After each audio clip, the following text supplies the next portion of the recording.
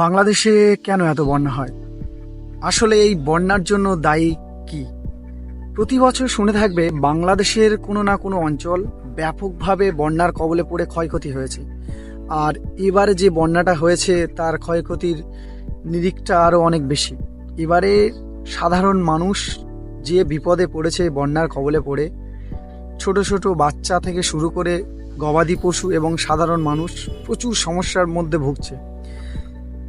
যে ভিডিওগুলো চোখের সামনে আসছে, বাংলাদেশের বন্যার দুর্গত মানুষের যে আর্তনাদ, যে চিৎকার, সে জিনিসগুলো দেখলে যে কোনো মানুষের হৃদয় নাড়া দিয়ে উঠবে। এবং বর্তমানের এই বন্যা পরিস্থিতি নিয়ে দেখা যাচ্ছে যে সোশ্যাল মিডিয়াতে অনেক মানুষ ঠাট্টায় মেতে উঠেছে এবং এই যে মানুষের প্রাণহানি, নিরীহ প্রাণী মারা যাচ্ছে এবং শিশু থেকে শুরু করে বড় সবাই বিভিন্ন রকম বিপদে আছে, এই জিনিস, এই ভিডিওগুলো দেখার পরেও অনেকে কমেন্টে বিভিন্ন রকম হাসি মশকরা তামাশা করছে। আমার মনে হয় সে যে ধর্মের মানুষ হোক না কেন, তার ভিতরে এতটুকু মনুষ্যত্ববোধ বেঁচে নেই।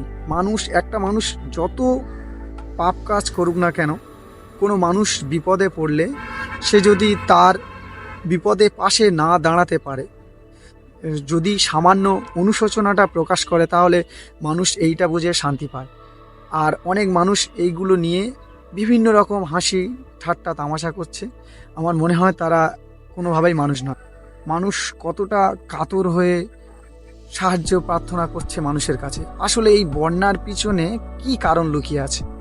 ভৌগোলিক অবস্থান নাকি অন্য কিছু দায়ী? আমি স্যাম, আর আজকের ভিডিওতে এগুলো নিয়ে আলোচনা করব।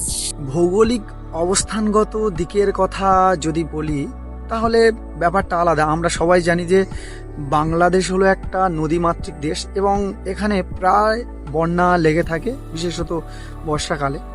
এর চেয়ে আরও একটা বড় ফ্যাক্টর আছে, যেটা হলো যে বাংলাদেশের প্রতিবেশী দেশ ভারত। বাংলাদেশের এবং ভারতের মধ্যে যে নদীগুলো আছে, আবহমান কাল ধরে নদীগুলো ও তাদের স্রোতে চলে আসছে এবং ভারতের বাঁধ দেওয়ার ফলে সেই নদীগুলো তাদের গতিপথ হারাচ্ছে। ভারত নদীগুলোতে বাঁধ দিয়েছে বিশেষত বিদ্যুৎ তৈরি করার জন্যে এবং কৃষিকাজের জন্যে এবং অন্যান্য কোনো কারণে বাঁধ দিয়েছে। কিন্তু এখানে সমস্যাটা হচ্ছে, ভারতের নদীতে বাঁধ দেওয়ার ফলে বাংলাদেশের যে নদীগুলো আছে সেই নদীগুলোতে পলি জমে জমে নদীর গভীরতা হ্রাস পাচ্ছে এবং নদী সংকীর্ণ হয়ে আসছে। এর ফলে ভারত যখন বাঁধ খুলে দিচ্ছে বর্ষার সময়, তখন ওই জলগুলো এসে বাংলাদেশের নদীতে আসার ফলে তারা জলগুলো আর ধরে রাখতে পারছে না। কারণ দীর্ঘদিন ধরে নদীগুলোতে জল না থাকার ফলে নদীর জল বহন করার ক্ষমতা অনেক কমে গিয়েছে, পলি চারধারে জমে। এর ফলে নদীর দুকুল ছাপিয়ে জলগুলো প্লাবিত হয়ে অঞ্চলগুলোকে ভাসিয়ে নিয়ে যাচ্ছে। অ্যাকচুয়ালি নদীতে যদি বাঁধ না থাকতো, তাহলে এরকম কোনো বন্যার কোনো সমস্যা হতো না। নদীগুলো তাদের চলার খেয়ালে যতই বৃষ্টির জল আসুক না কেন, সবগুলো নিয়ে সমুদ্রে পড়ে যেত। অ্যাকচুয়ালি এই বন্যার পিছনে মূলত সবথেকে বড় কারণ হচ্ছে এই বাঁধ।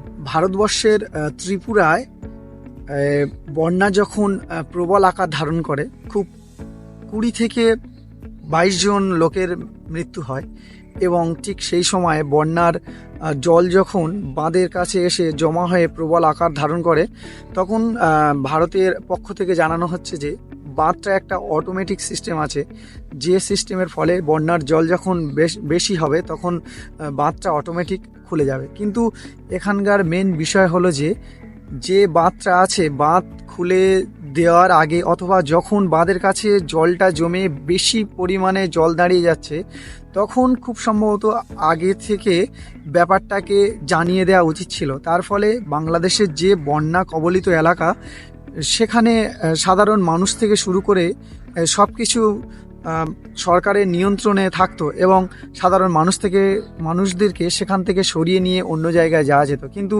তাদের কোনো রকম সতর্কতা অথবা কিছু না জানিয়ে জলটা ছেড়ে দেওয়া হয় এবং ত্রিপুরার যে জলটা ছেড়ে দেওয়া হয়েছিল, এর ফলে জলটা খুব তাড়াতাড়ি, খুব সম্ভবত 3 থেকে 4 ঘন্টার ভিতরে জলটা প্রবেশ করে বাংলাদেশের ভিতরে এবং নিমেষের মধ্যে সব কিছু উধাও হয়ে যায়, সব জলের তলায় তলিয়ে যায়। এই বন্যার ফলে নিরীহ পশু, কত মানুষের প্রাণহানি। আসলে এর জন্য দায়ী কে?